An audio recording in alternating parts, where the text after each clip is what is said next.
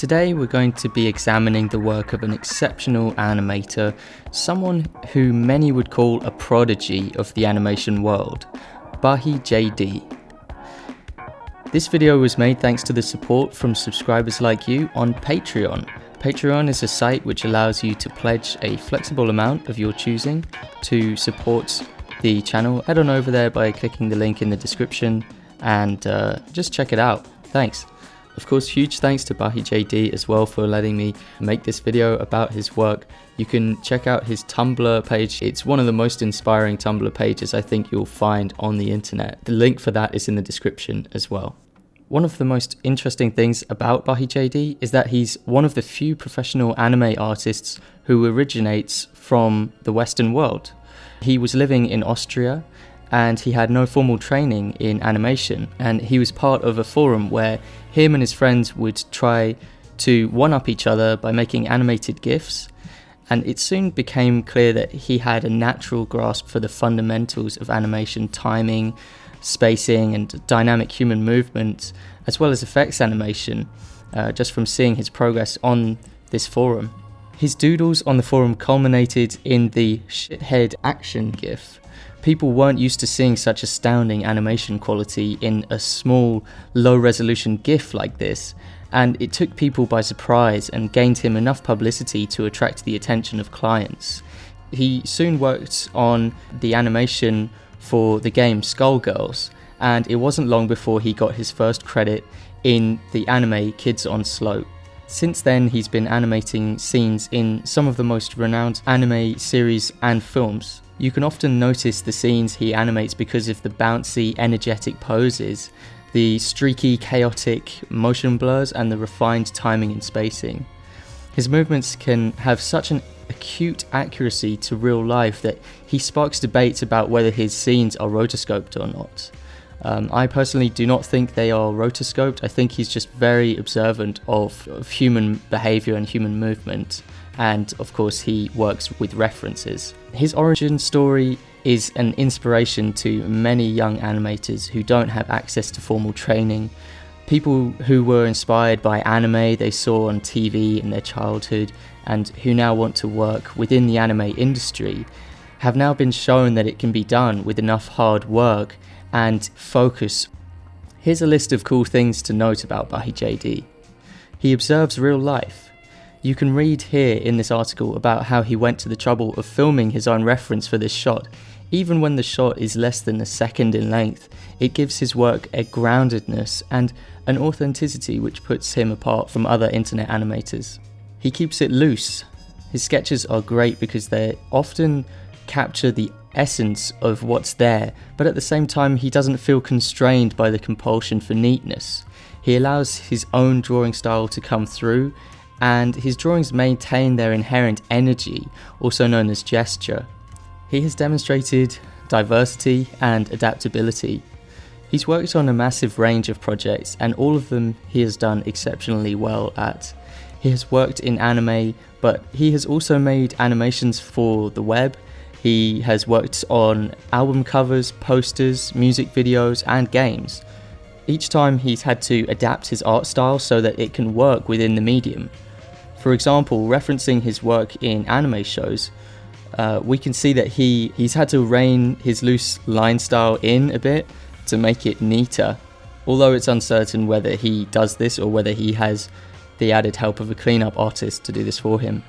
On one of these album covers, for example, he needed to step out of his comfort zone to paint with colour and values, and because of that he demonstrated that he can apply his art skills to this genre as well.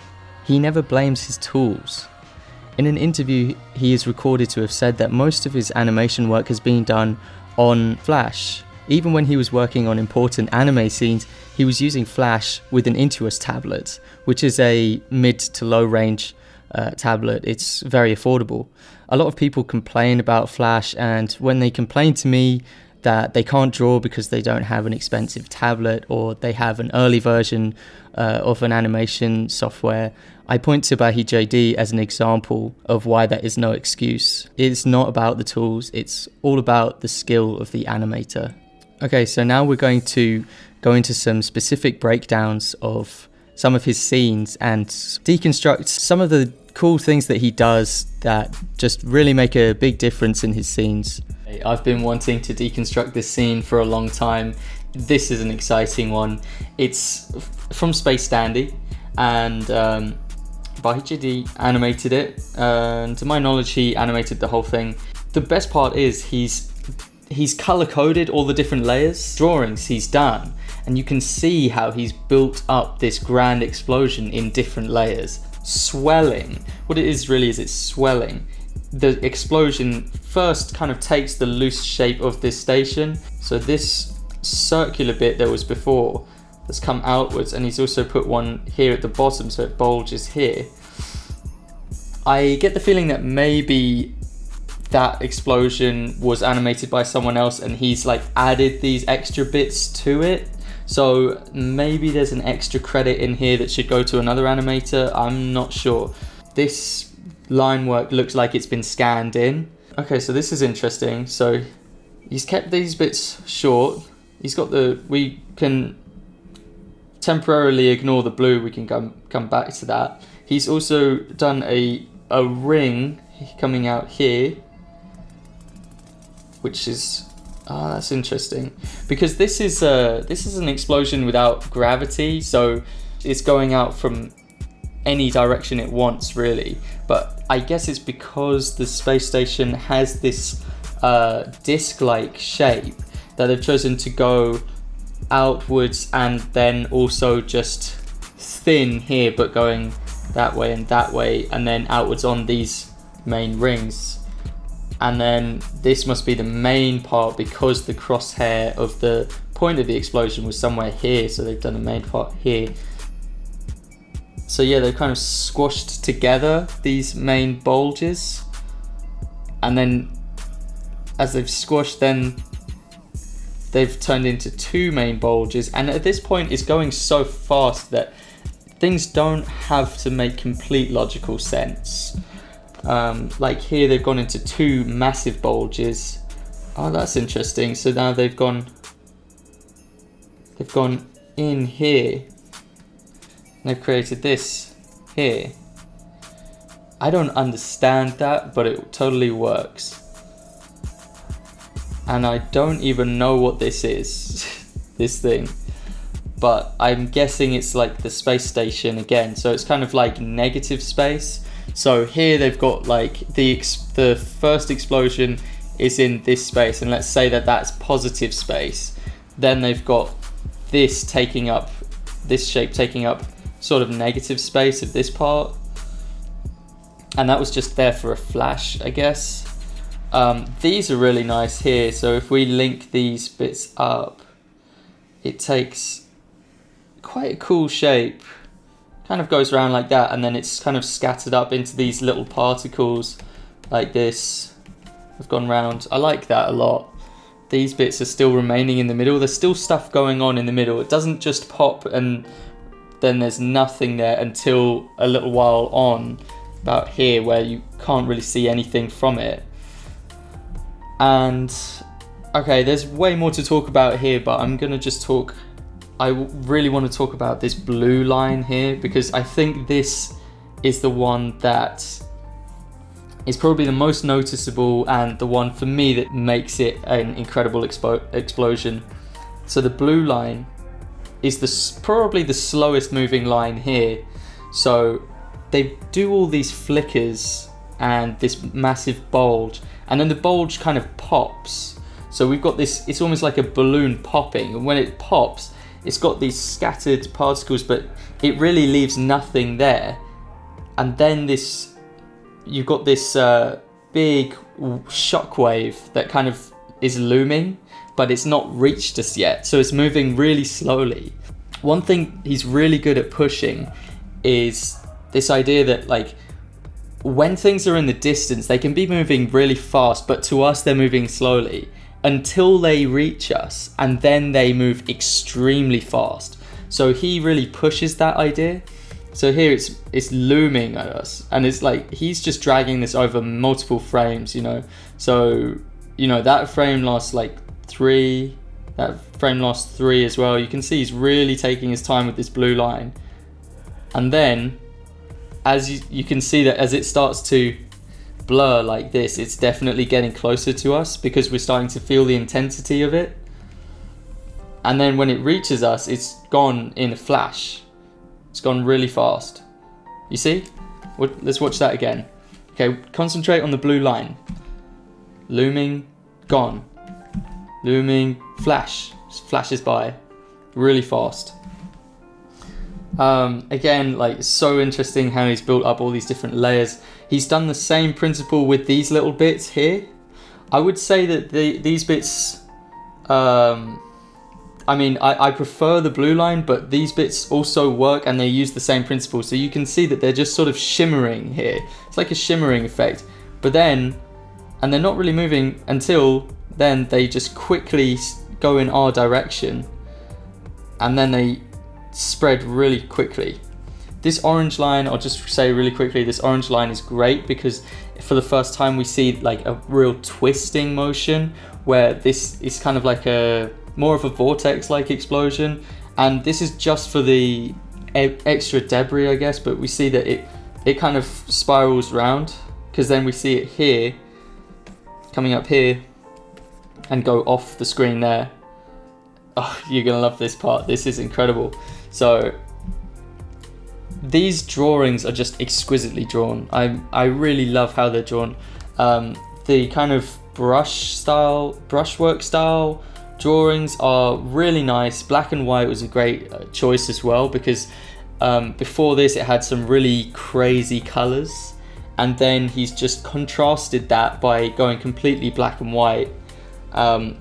And like the energy in the hair and everything is incredible. Like, look at how this hair like whips around. Look at the energy in that. It's incredible. Like, each one of these frames just looks so nice. This guy can really just draw so well with so much energy. And when you speed this up, you notice like the hair animation is really nice, how it whips about. But like lines like this, I would guess that he maybe did this in Photoshop. If he didn't use a brush pen, used working analog, because I know that is a method that's used. I think Yoshimichi Kamura uses that he uses an actual brush pen. My guess on close inspection, I would say, even though this isn't the highest resolution, I would say that it was done in Photoshop, a raster program for sure. And I love where this heavy texture comes through, this sort of grainy texture. It really does, it makes it look like it is done on analog, so it's essentially the same. Interestingly here, how he changes the anatomy on the close-up. So he's got anime anatomy here, which is kind of follows the design of Space Dandy, and then when it gets to the close-up, he actually changes the design to be a more realistic anatomy. So he changes the shape of it and everything.